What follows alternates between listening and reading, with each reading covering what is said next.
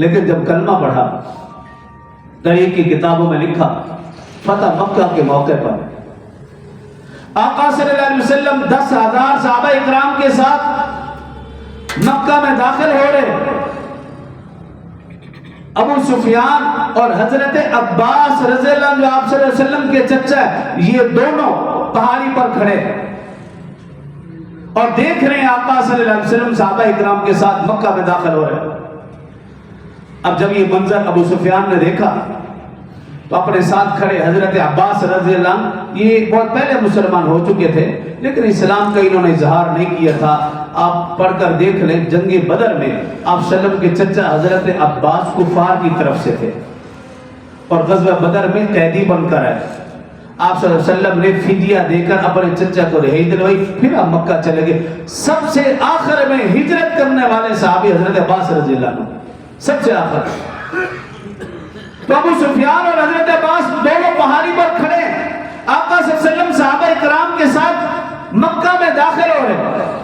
اب یہ منظر ابو سفیان دیکھ رہا اور حضرت عباس سے کہنے لگا، اے عباس، آج اپنے بھتیجے کا انداز دیکھو، کیا ہی ٹھاٹھ باٹھ ہے، کیا ہی شاہانہ انداز ہے، کیا ہی روب و دبدبہ ہے۔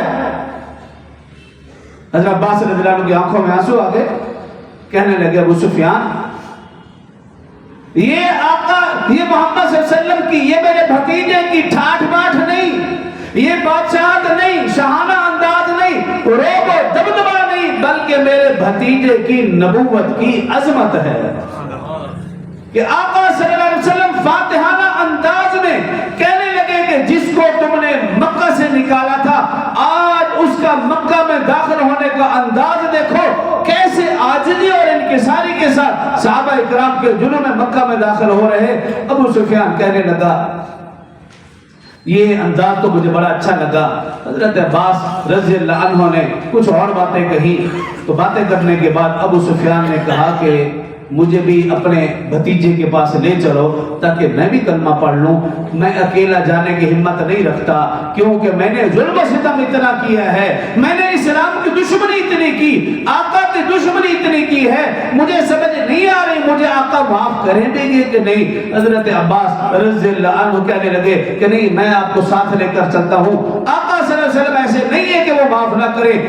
روایت میں لکھا حضرت عباس ابو سفیان کو لے کر آپ صلی اللہ علیہ وسلم کی خدمت میں حاضر ہوئے۔ آپ صلی اللہ علیہ وسلم اور صحابہ دیکھ رہے، ابو سفیان آ رہا ہے، حضرت عباس رضی اللہ عنہ ساتھ ہیں۔ صحابہ اکرام رضوان اللہ علیہم اجمعین جوش میں کہنے لگ پڑے، الیوم یوم الملحمہ، الیوم یوم الملحمہ، آج بدلے کا دن ہے، آج ہم بدلہ لیں گے کہ ہمیں کس طرح مکہ سے نکالا گیا، ظلم و ستم ہوا۔ ہمیں یاد ہے بلال رضی اللہ عنہ پر کس طرح ظلم ہوتا تھا، حضرت سمیہ کو شہید کر دیا گیا، حضرت زنیرہ کی آنکھیں نکال دی گئی، حضرت خبیب کو سولی پر چڑھا دیا گیا، آقا صلی اللہ علیہ وسلم پر ظلم و ستم ہوا۔ ہمیں ایک ایک چیز یاد ہے، الیوم یوم الملحمہ، آج ہمارے لیے بدلے کا دن ہے۔ آقا صلی اللہ علیہ وسلم نے صحابہ اکرام کو خاموش کرایا اور آیت مبارکہ پڑھی، لا تثریب علیکم اليوم یغفر اللہ لکم وهو ارحم الراحمین۔ آج بدلے کا دن نہیں ہے، آج میں عام معافی کا اعلان کر رہا ہوں۔ اور پھر ابو سفیان کے لیے کھڑے ہو گئے، استقبال کیا، ان کو سینے سے لگایا اور پھر دو جملے کہے، من دخل فی بیت اللہ فقد آمن۔ آج کے دن میں جو کعبۃ اللہ میں داخل ہوگا وہ بھی امن پائے گا، من دخل فی بیت ابی سفیان فقد آمن۔ جو ابو سفیان کے گھر میں داخل ہو گیا وہ بھی امن پا جائے۔ تشبیہ دیکھیں، ایک طرف بیت اللہ اور دوسری طرف ابو سفیان کا گھر، کتنا بڑا اعزاز ہے۔ حضرت ابو سفیان رضی اللہ عنہ کلمہ پڑھا، مسلمان ہو گئے، عام معافی کا ان کے لیے اعلان ہو گیا۔